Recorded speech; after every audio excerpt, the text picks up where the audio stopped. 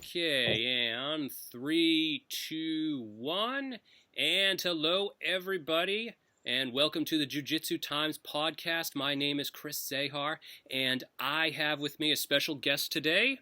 He's of course an MMA fighter, BJJ black belt, and the founder of the Metamoris competition. He is of course Ralek Gracie. Ralek, how are you today? I'm good, man. Thank you. Thanks for having me on. Yeah, we're here. We're Yeah. live. My pleasure. Actually, this is going to be posted later, so we're not going to be live. But Well, whatever. we're here live right now. But go ahead. Yeah. All right. Okay. So the first thing I wanted to talk about today, and of course the big thing that I want to talk about today, was your new web series, The Foundation. So a lot of our people want to know, like, what inspired you to do this series? Good question. Man, to be honest, it was a culmination over many years of just being passionate about film and just in general, like, using a camera and catching new angles for jiu-jitsu and always just thinking about the kind of the story of jiu-jitsu and the ways that people have come into jiu-jitsu and their experiences, and that's obviously something that we're surrounded with in our family and in our culture. So it's been a long kind of journey putting this together, but more recently, just seeing like Dean, for example, spending a lot of time with him and his dad, and then spending more time with Chris Howder. And, the pieces kind of came together. All of us just kind of were in the right place. I was there in the South Bay, and, everybody's there in the South Bay. Everybody's doing jiu-jitsu every day. And to me, I was just like, guys, we should do something where we kind of just bring this together with a story format and just tell the same old story, which is, a new kid gets into jiu-jitsu, what's his experience and what is it that he possibly has to kind of overcome with jiu-jitsu. And to be honest, it's just the most efficient way for us to do something like that at that time. And it's just fun. It's just an incredible amount of fun. Yeah. And are you? How do you feel about the final product? Just everything how it turned out. I feel good about it, man. I mean, for what we did it with, and for the way that we did it, I'm kind of like, I surprised myself, and I think, um, uh, it really like came together in a lot of really powerful ways that made it possible. I mean, we literally spent $0 putting it together. Was like literally just with the homies, and we get the camera and I show up and I'm like, okay guys, stand right there, do this, do that. And everybody's just volunteering. Everybody's just, kind of living their lives anyways. And a lot of the times where we're at Howder's house, he's just running a normal class. So then I would get Dean in there and be like, hey man, do this, and this will work with the story. And we just kind of put it together in that way. So I don't think this is like some Netflix blockbuster series. Don't get me wrong. Like, I don't think it's that cool. I mean, to me, if I had the money and if I had the resources that I wanted to have, oh my God, it would be so much better. But for what we did it with and the way that we did it, and just it was just all heart, man. And it was just all like everybody wanting to be involved and have a good time. So for that, I think it turned out great, and it's entertaining, and it's jiu-jitsu content that is not normal jiu-jitsu content that, people can just watch and enjoy. Yeah, definitely. I mean, I can't think of any other movies out there that like focus where like Brazilian Jiu-Jitsu is like the main theme, the main focus. And the fact that you did it, like you said, without any money is remarkable. I mean, because the shots really look professional. I mean, I'm not a film major. I can't get into like any real technical language or whatever. But it just looking at it, I would think that the person who did it like really that you were using some really expensive cameras, and yeah, so the fact that you guys did it, the fact that it looks like that with no money is really remarkable. Absolutely. Man, honestly, that's like the hugest compliment for even like for a photographer. Like I went and visited Dean's grandfather, who's this incredible photographer named Ed, and they live up in Bishop, which is um, next to Mammoth, California.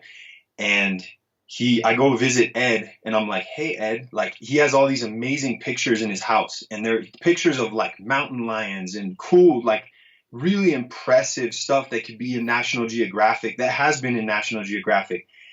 And I'm like, man, um, I'm like, did you take these pictures? And he's like, yeah, I took every one of these pictures. I'm like, man, like, wow. And I'm like, well, what camera did you use? And he's like, well, that's actually not the right question because, everybody has a camera. You know what I mean? Oh Like, yeah, oh everybody. especially today. So to get a compliment, and I was just like, dude, and I didn't realize that I kind of gave him the wrong compliment, but he was just like, dude, this is the kind of stuff that, it doesn't matter what kind of camera you have. And that was just like, and I feel the same way. And I know that, but it was just like, it hit me for him to be able to, I mean, just to say that to me, I'm like, oh, damn, that's true. And kind of the biggest compliment you can give someone is like, dude, that just looks amazing, period. Um, but yeah, the whole thing was shot on a Canon 7D camera. Okay. I don't know So it much has, about cameras, so that doesn't mean much. But I mean, yeah, that's honestly like an old school. At this point, it's like basically, you can get it for like $700 online, and it's wow. like the most basic run of the mill DSLR camera, but it has like a niche following because it has a very interesting kind of film-esque look Mm-hmm. that, that a lot of DSLRs don't have. So, Yeah. but yeah, it was just fun, but thank you. No, absolutely. I mean, it did look professional. It didn't look like something that like just a bunch of kids got together and I don't know filmed it on their cell phones or something like that. It looks like a really professional one. Although you can create some great art on cell phones, I found out. So Totally. yeah, yeah. Okay. How'd you get Chris involved in it? And of course, for those people who don't know, Chris is one of the first non-Brazilians in the world to get a Brazilian Jiu-Jitsu black belt. He's part of what's it called, the Dirty Dozen? Is that what they call it? Yep. Yeah, yeah. So Yep. how'd you So get Chris Chris, involved in it?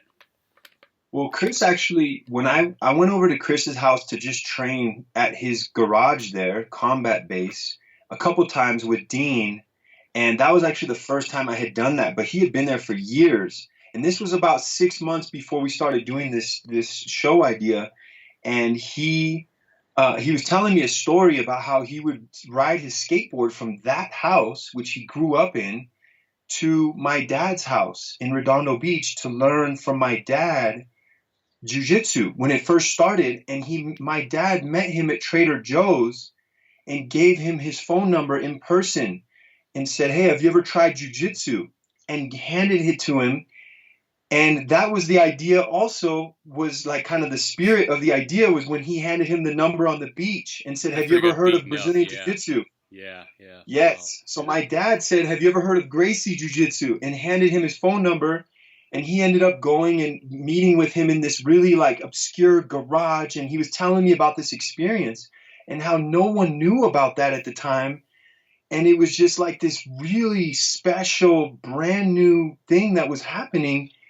And that's incredibly, that's just deep for me. So but then spending time with Chris and being at his garage and actually being there and being in the classes and stuff, like I got the vibe that he's just like, the way he teaches and the way he approaches teaching, it's very much a cross between sport and street.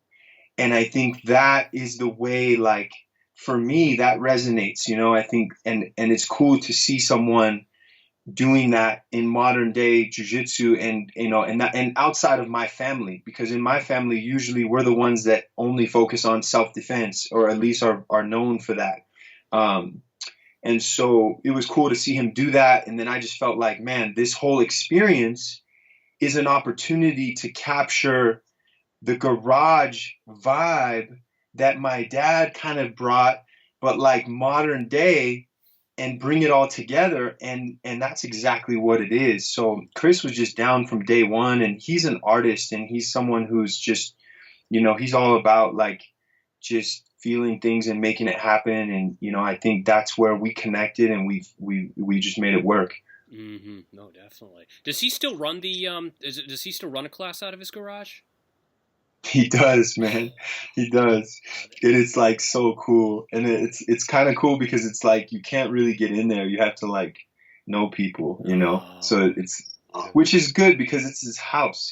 Like you don't want, it's not like a business. It's like it is a business, but it's very much relationship based. And it's something he wants to know who's coming to his house. It's not just like an open door, but at the same time, it's got a really good spirit. And I feel like we captured that spirit in the film. That's what I'm really kind of most proud of. Absolutely. Is that we didn't really play it down at all in terms of how it feels there. Although it's still, you can only feel so much through a film, but there it is. No, it's just amazing because you got so many people out there who don't have half the credentials he does, and they're running their jiu-jitsu out of like these huge gymnasiums, with like state of the art everything. But here he is, Yeah. he's doing it out of his garage. Does he have another gym, or is that his only gym that you know of? No, that's it, man. That's his deal. Yeah. And not that it's not enough, but he's there, and it's an incredible experience, man. And for the guys who are there training, they're very lucky to be training with him, to be honest. Like and it's a place where when I'm in that area, I really enjoy just going there and training, getting a roll in. It's really nice. No, yeah, that is absolutely amazing. Okay. And the other thing I wanted to talk about, of course, is something I think you've unfortunately been criticized a lot with was about Metamoris. There was some talk about how you were going to use the proceeds for this to settle some of your debts with some of the fighters. Is that true? Totally. And it's funny, man. Like I appreciate you asking about it because I think like there's a lot of people who never really. They didn't really want to support me personally, even from when we were very successful with Metamoris. And like, even if you remember Metamoris 3, I wore a backpack on stage at Metamoris 3 when Hoyler and Eddie Bravo finished their match. Mm-hmm. And it was our biggest event of the whole, it was this huge event for Jiu-Jitsu. And it was a huge stress for me, and it was a huge amount of risk for myself and my family. And it was this thing that like I was just doing like as a soldier for Jiu-Jitsu. And I'm out there with a backpack on because my backpack I was wearing all night with my laptop because we had so many technical issues that I was trying to stay on that I had my laptop in there. And the backpack soaked with my sweat and put a mark on my back. And I went to take it off. And as I went to take it off and get on stage, my friend said, keep your backpack on because you have a mark on your back. And I did. And then what happened was people were hating on me for being like, well, he's wearing a backpack on stage. And who does he think he is? And does he have a bunch of cash in his backpack? And what is he doing? And da-da-da. And it's just like, dude, what, like people, from the beginning, my dad always told me that Gracie's are going to have half of the community is going to hate us. And half of the community is going to love us no matter what we do. If we win fights, we lose fights. People want to see us win. They want to see us lose. And there's a part of it where I get it. There's an air to like being a Gracie where we kind of have a certain position in this game that ultimately people feel like, oh, you may or may not deserve that, or you may or may not, you may or may not be as good as you think you are. So there's this kind of pull, there's this polarity naturally because we are part of that industry. We're part of this whole game and we can't escape it. It's just part of our legacy at this point. And ironically, for me, I'm one of the Gracies who spends my time trying to do other stuff.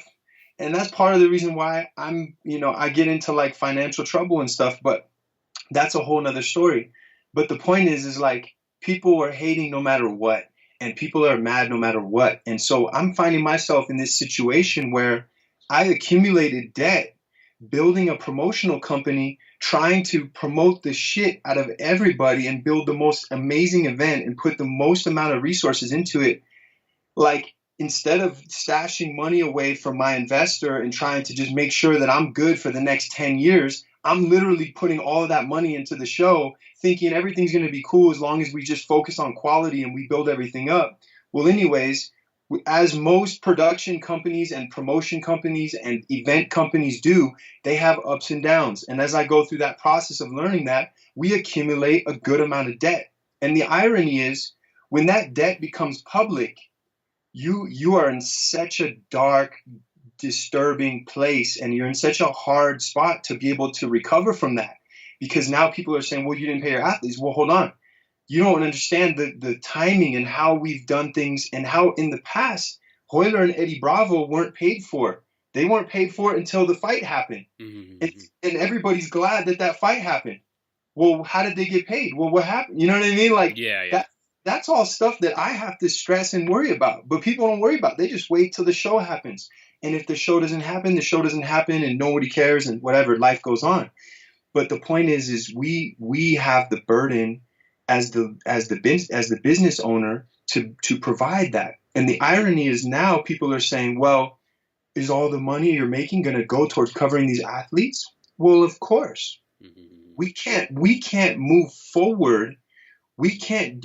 I have personal debt. Like, I have debt, personal and business. I can't even move forward in life unless I'm able to cover and recover and pay and move forward and make my life work and make the business work. So it doesn't make any sense to say, oh, are you going to pay these people? It's like, dude, come on. There's nowhere to run. I'm Ralek Gracie. I'm not, you know what I mean? Like, yeah. I can't. So if I'm going to do anything at all in jiu-jitsu for the rest of my life, there's nowhere to run. Mm-hmm. Even if I file bankruptcy for Metamoris and keep moving forward and just, open a little academy and keep learning, I'm just going to start sending people little checks here and there every month whenever I can. But like, that's just what it is. But the point is the irony is that these people who are talking shit, they didn't for me. I didn't want to make it happen, because if you do, you will support it. If you do, you would have bought me fighting Gary Tonin, because you would have realized that I was only in there to try to keep the show alive, because we had already promised people a show. But no, people say no, and then AJ came out and said, oh, you should pay your athletes, and streamed our show live for free on his Facebook page and said you should pay your athletes. As if, pay them from what? What are we going to pay them from, AJ?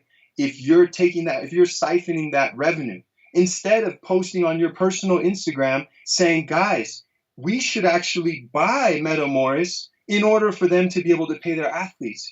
And the problem is that I was, along the way, I was what is it called when you're I was villainized along the way. So there was a couple instances where, in the media and in the spotlight and through that process, Eddie Bravo came out and said, oh, you sabotaged my event. That's Eddie Bravo being a vampire, trying to take energy from Metamoris, which he's extremely jealous of at the time. And it's just the reality. And he was calling me, complaining about shit. And it's just, I don't even want to bring up private conversations, but like, it's just like, it's hilarious. And the point is I'm now the villain, right? So, and people love villains. They love it. And I'm falling into the story of what they think the villain is in jiu-jitsu. And it's ironic that, like, at the end of the day, man, I know, and I live my life and I move forward knowing that I sacrifice so much for jiu-jitsu and I put so much on the line, and people have no idea. So at the end of the day, that's why you'll see me and I'm smiling. I'm living my life. I'm moving forward. I don't have regrets. I'm not feeling like, oh my God, I let people down. I did this, I did that. No. The athletes who got paid by us know that they got paid way more than they should have been paid, because I was there saying, man, let's try to get these guys like really hyped. Let's get them the support they need. Like, nobody was getting paid in jiu-jitsu when Metamoris started. Guys were fucking having to go do seminar and do all this stuff and having day jobs and like trying to. And I'm seeing that, saying, oh, dang, we have a lot of work to do. And my problem was I moved too fast. I gave too much, and I wasn't patient enough, and I wasn't conservative enough, and I didn't negotiate good enough with everybody. I was too open, and I didn't have like my sharks running my business, negotiating with everybody. I was too involved, and I gave too much of the business away. And that's ultimately what I have to live with, and it's part of the deal. But yeah, I think it's just hilarious that people sit around and they talk about, oh, you should pay your athletes before we even support you. Oh, really? Okay, you think that's how the universe works? That's how shit works, huh? And the problem is people don't want to support something that needs support. They don't want to support you when you need support. They Mm-hmm. want to support you when you don't need, when it's just cool, and when it's like everybody's just cool and everything's happy and fun and cool. And great, that's cool, but just know that at the end of the day, we were here to do the best that we could for the industry, and we opened a lot of doors for a lot of people, and we're still trying to push it. Me putting out this little foundation is me, it's a little flame. It's a little, just a flame to try to keep the ball rolling and keep the chi alive. And it's a message that, like Metamoris, we stand for the culture. We are not just I'm here. I'm all the culture, and it's all inclusive. And people who meet me in person, they know that. But people who listen and they hear everything online, that's what they interpret other people's messages, and those messages are influenced by people's desire to have a villain. And there you go. Mm-hmm. I understand. I understand. And you were like one of the first like major televised competitions, wasn't it? I mean, like one of the first major streamed competitions, wasn't it? Like, I Yeah, mean, nowadays you got EBI and Polaris and all this stuff, but you were one of the first. I So, mean, in 2012, there was really like no live sports pay-per-view webcasts. mm-hmm. There was really like no such thing. And what's funny is like there was no the company that we used to do the live stream on that first event was like a brand new company. We were their first client. The company Kling. They did our paywall for Metamoris 1, and they were like brand new, and they were like, oh my god, you guys are doing this event, oh my god. And we did great on that event. Like in terms of sales, we did more than they expected, and what not as necessarily more than I expected, but we did really good on that show. And it ended up being this thing where they were like, they had learned so much from this process of working with us, and it was just so brand new. But through the process of making that event happen and making the stream work and making the paywall work, I was like, I was like on 24-hour work days. Like it was just ridiculous. Like how many checks and balances it took to just make that stream work and like make things happen to where it was flawless. And then if you remember, there was like 3 other events right after that that just went wrong. And there was an event, I think Coco Poggio in Brazil, their Mm-hmm. stream went down. And there was like 3 other events that just didn't even work. And that's the kind of stuff that like it just is what it is, right? We go through the process. But yeah, so it was very beginning. It was very fresh. And that's another thing where we got into trying to manage our own technology because it was so new. We were like, dude, we need to get our own technology on board, and we need to make this really fit and make it a seamless customer experience so that we can evolve with the trend of technology and make sure that we have everything that we need, and we're not depending on these companies that don't necessarily have this like full service solution for what we're actually trying to do. And so we got into that whole game, and that's where we had a couple different issues in terms of our payments and our billing and all that. And I was literally managing the website. I had a guy in Russia who was doing my development, and you don't understand what that's like until you do it. You don't understand what it's like to literally manage a development of a site in another country, like with a guy from another country where the language barrier is like, it's ridiculous, No, it man. sounds like a mess. It's so much work, and it's just so much like checks and balances, and like you're constantly like the amount of testing that we did and just the way that we tried. It's just, and I knew nothing about that. I know nothing. Now I know about it. Now I have experience, right? But we pay for that experience. So it's a beautiful thing, but it's a process. Yeah, absolutely. All right, one final question, kind of personal. If you don't want to answer it, I totally understand. Can you give us an estimate on what you owe the athletes so far? We owe over. That's a good question. Let me think about that. Yeah. Huh. Well, why do you think that's important for that to be public information? I think it would be something a lot of our people would want to know. But again, if you don't want to answer it or if you don't know, then that's fine. I just go by what I think the people would want to know, and that's a question that would probably a lot of them would probably want to know. And I think it's also good so that people don't speculate about it.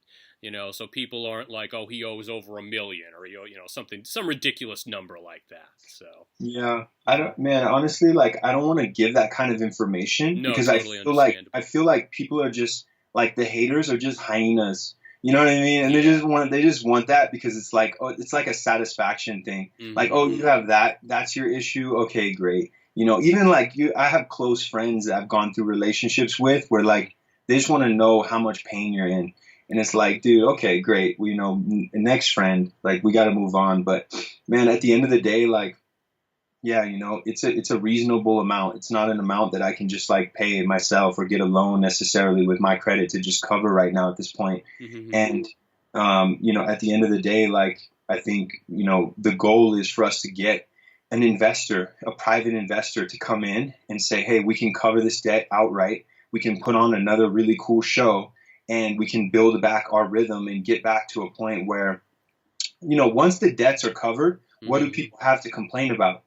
In addition to that, when I'm not personally running the entire company, I don't want to run the entire company. I don't want to be the CEO of Metamoris. I don't want to be it anymore. I want to be creative. I want to look at the vision. I want to look at the experience and I want to focus on the product. And being able to do that would be a major advantage for the company and for myself and for everybody moving forward. And it's just one of those things, again, that you learn going through the process that like we kind of grew too fast in a funny way. And we grew fast enough to where I wasn't equipped to really bring on that next level of executive management that I knew that I felt we needed to have, but I just wasn't, I didn't have that experience. So I ended up kind of running a little bit. Then I start spreading the company thin, trying to like generate more revenue. And then all of a sudden you have a valley, you know what I mean? And you're just Yeah. kind of out there. You're like, oh, okay, great. We got real problems. But, I think at the end of the day, like, we're not really that far behind. And for me, I think it's more about, looking at the product. There's things that I want to do for the rules. There's things that I want to do with the experience that I think will just continue to evolve the sport, man, and just give more opportunities to athletes. And at the end of the day, like I think it's something that we we're kind of it has like a spirit. Metamoris has a spirit and it's alive. That's how I see it. Hmm. And I don't think I can't leave it. It's like a child. You know what I mean? And I Hmm. can't just like we could have we could have filed bankruptcy so many times and like we just can't. I'm not gonna do that. You know what I mean? And if people are gonna do whatever, it's like okay, great, but we're here. We're gonna do what we can. And I think ultimately, if we can cover the athletes, no one has anything to complain about. Everyone's gonna say, okay, it's been covered. We have two really amazing shows. Life goes on, and at the end of the day, people get what they want, and we're able to continue and keep the spirit alive, and make it work. Absolutely. Absolutely. All right. Any parting words for our viewers?